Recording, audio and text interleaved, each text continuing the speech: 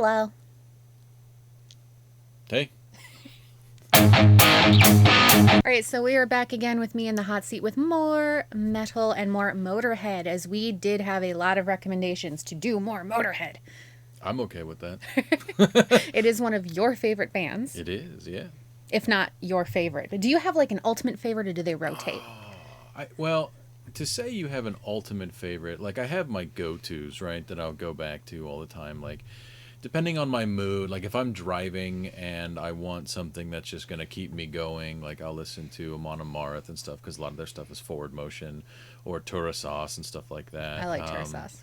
If I'm looking, like if I'm just in an excellent mood and I'm just looking to listen to some rock and roll, it's always going to be Motorhead. If I'm listening, like if I'm angry or something, obviously this Pantera, which I mean, I'm listing a bunch of metalhead standards, but at the same time, I mean, they're standards for a reason. Yeah. But all-time favorite, like I would be comfortable saying Motorhead's my all-time favorite, though Dio is probably my all-time, like, anytime Dio plays, I stop and listen. And I doesn't matter where it is. Can I tell the story of when we first started dating? I mean, it's not that much of a story. It's just when we first started dating, South Park did a version with Dio, and he's playing like a live concert in South Park or whatever that episode was. I started singing along to the song, and he just kind of goes, It was... You know the song? I was like, of course I do. Who doesn't? And he was like, love of my life. It wasn't that dramatic. Yes, it was. In my mind, it was. Well, okay. But yeah, I thought that was kind of funny. And that's, I don't know. It was kind of a cute moment. It was purely a false observation on my part to assume that she did not listen to various types of metal based on how she carried herself, which, I mean... My inner millennial is just showing at that part, but yeah. That's funny. Yeah. Oh, yeah. It's kind of fun being the, you wouldn't expect. When I was in the Navy, I had someone, like I was listening to System of a Down, and someone I worked with was like, but you're like a nice girl. Why are you listening to this? I'm like, because they're awesome. That's why. But oh my gosh, I just had a not like other girls moment. I am so sorry. Let's get to the music. Dramatic pause for effect. Let's get to the music. Again, we've had some amazing recs, and how do you feel about live versions? Oh, me? Oh, well, yeah. I mean, leave a comment how you guys feel about live versions. Yes, please. Me personally, so I prefer listening to studio versions first, then going back if I like it and finding live versions, because live versions are fun. So I often skip live versions of anything. So this is newer for me. I don't typically listen to live versions. Not that they're not fun. It's just not something that I usually enjoy. I will say this about live versions. A lot of times if it's a really cool band like Motorhead, you're going to get a better sense of who the performers are. That's true. And just like the general fuck it attitude that they have. So. Yep, and this is about me learning. So let us doff the headphones. Don't forget to like, subscribe, comment, do all the fun things. And let's get to the getting.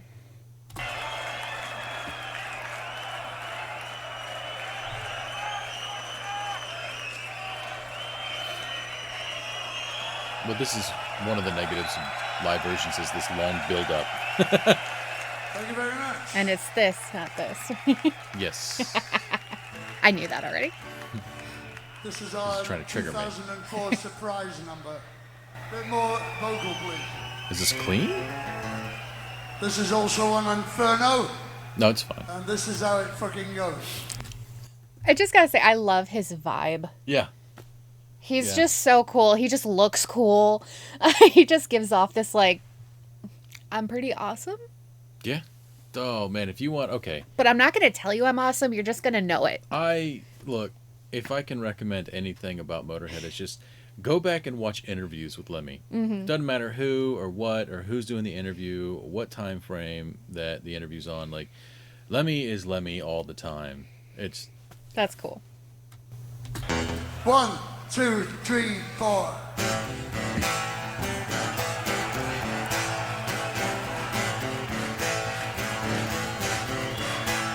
Well, we come up from the gutter, wrong side of the track. Yeah, we come up from the gutter, wrong side of the tracks. You know the music brought us out there, and we ain't never been back. 'Cause we went city to city, all around the world. Yes, we went city to city, all around the world. Is the blues vibe specific to this song, or is that something he typically sort of brings into his music? Oh, I mean, that's a heavy question. I mean, right? blues inspires all music. Like that's like the Exactly. core of like all music. Yeah, so, but I mean, is it prevalent? Is I guess what I'm asking. such a hard question this early in the morning. I mean, obviously, it's a lot more prevalent in this song because this is a blues song that he's Yeah. singing, right? But at the same time, there's blues elements inside of their music all the time. It's heavily influenced by blues and stuff like that. Like, if you go back and listen to some of when Motorhead first started, I guess not really first started getting big, but like when they started getting a lot of traction over here and stuff like that, interviewers, obviously, since these guys, it's Motorhead, they answered a lot of questions about that, and blues were one of the major influences. So, yeah, I think I answered your question. I guess pretty much yes. But so like, of course it's inspired by blues, but this is a blues song. This is a blues Do they song. do blues songs more often, or is it just this one? Oh, yeah. I mean, they always do stuff like that. They do songs of all type. Like, they've got songs that are not just your standard Ace of Spades. You know, it never looked like enough faith, even after 30 years. I love that gravel. 30 years. And we come blazing like a shooting star, and we light you up real good. We're gonna hit you like a flash of lightning, just like a bad boy would. Shoot your shot.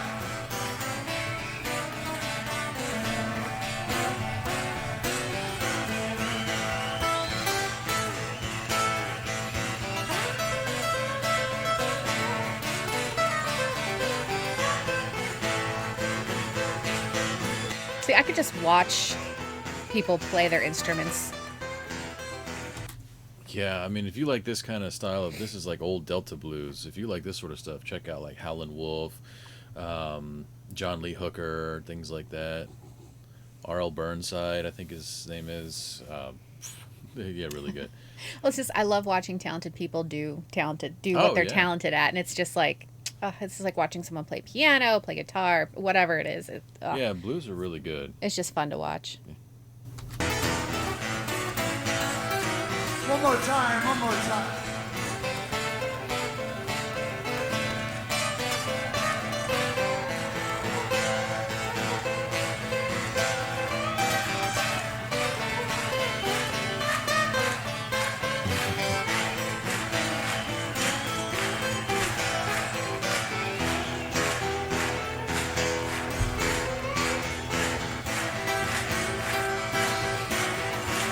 You know the only thing that's missing is a little mouth harp blues. Mouth harp blues. You know the Yeah. only thing that's missing. He plays the harmonica. Oh, you didn't know? I love the harmonica. Yeah, harmonica is really cool, and you see it a lot in the blues stuff, obviously. But yeah, I don't know why I didn't expect that. well, That was a cool little.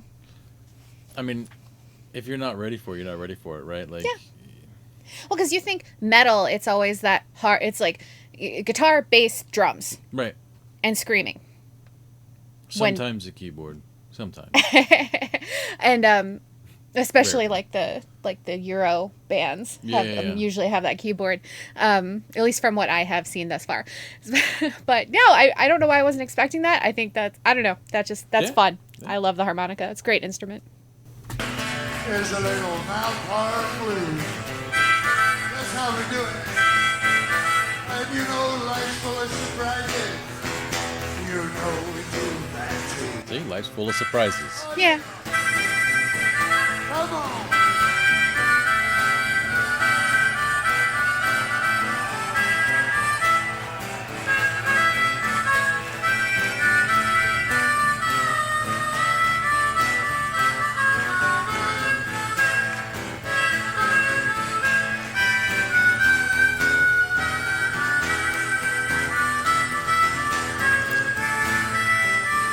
You know we ain't too good looking, but we are satisfied. Satisfied. You know we never been good looking, but we are satisfied. Satisfied. Yeah, really good stuff, man. I'm always a fan of Motorhead, and I love it because these guys do stuff like this, and they're not afraid to stop their rock show to play this sort of blues song, but their fans expect this sort of stuff. Yeah. Like, And, well, and obviously the fans are into it. yeah. Well, they know what they're getting involved in. I mean, Motorhead. Like, how do you not smile listening to this? I'm sitting here like a goofball, like, oh, Oh this man, is so great. the worst part about it is like this is how it should be, right? What you come across too much, like if you were to go to, for instance, I went to go see Death Clock live, and if you know who Death Clock is, they're a cartoon metal band from a cartoon show Oh, yeah. off of Adult Swim. And I saw more fights at that show than I had seen at a Slayer concert, which baffled me. But these guys are taking the whole thing way too seriously. So this is always this is what it should be. I love this. And I think one of my favorite parts is like, let me sped up the clapping. He sped up the beat because people are just kind of like doing the slower, Yeah. like skip one, go one. And he was like, nope, let's do this. So, and then they kept time. going. No, it's kind of fun. You know we should have opened up a little whorehouse. The chest, the close up on the sweaty chest.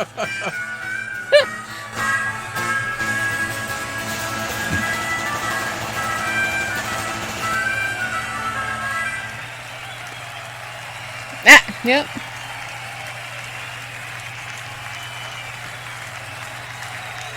Oh, sometimes they come out with something afterwards. I'm just curious. Yeah. Yeah, That's no. it. Okay, well that was a lot of fun. All right, so I don't take back what I said about live versions, but I take back what I said about skipping them all the time, You know, and that maybe I should give live versions more of a chance. Yeah, find a band that you like and check them out live. Because a lot of times and I was thinking this before, I didn't say it before, but like you can get more into the hype of a band when like they're playing to the crowd and stuff like that. So one of the bands I've got on the docket for you has some really good live ones that are a lot of fun. So Awesome. So if you want us to react to the studio version of this as well, just leave a comment. Let us know what you want. And no, that was a lot of fun. So one of the reasons I sort of lit up with the harmonica was that when I was a kid, my brother and my dad tried to learn how to play the harmonica. They went and they got like a little kit, a CD. They each got harmonicas. They got a booklet, and my brother did this like scale, and it just sounded so good. To surprise, the whole house went, wow. because he was like, he surprised himself, and he's like, so it was just super cute. So I don't know, I love the harmonica. I can't play it, but I love the sound of it, you know. Can't play it yet. Yeah, well, I'm still learning the ukulele, so soon you'll see me with a ukulele and a harmonica. That'd be cool. And then I'll do a cover of Motorhead Whorehouse Blues. Ooh, no, I'm kidding. Yeah. No. All for funsies. All right, so I don't have any final thoughts. This is only my second Motorhead song. It's one of those bands that I know I have heard, but I've never actively sought out. Yeah. You know what I mean? So it's kind of Well, like there's a know it- good chance that you've heard at least songs written by Lemmy right. that, Like I know the name. because like he wrote a lot of stuff for Ozzy Osbourne, and he also and okay. Ozzy wrote stuff for him. Like they were really good buddies. Like Mama I'm Coming Home was written by Lemmy. So that's one thing that like he was like, oh hey, you see a song for you, man. You know, I mean that's terrible Lemmy impression. I apologize. But, Oh, I thought that was an Ozzy I mean, impression. oh, that could be. I mean, what did they say? The life of excess, right? Drugs Yeah. and alcohol. But anyway. Yeah. Well, you're talking like that gravel in the voice. It's that, you know, the years of it, the excess will do that to your voice. When I was working in radio, I was always told that like the women that do the best are like that gravelly voice. A woman who smoked for 20 some years is statistically and proven more pleasing to the ear than something like my voice, even though I did well. All right. But that's more pleasing to the ear, that deeper gravel. That's So, interesting. I don't know, at least for speaking. But, okay, so we are going to go head on out, do the things on the YouTubes to help Yeah, the like and feed the, subscribe. the algorithm. And until next time.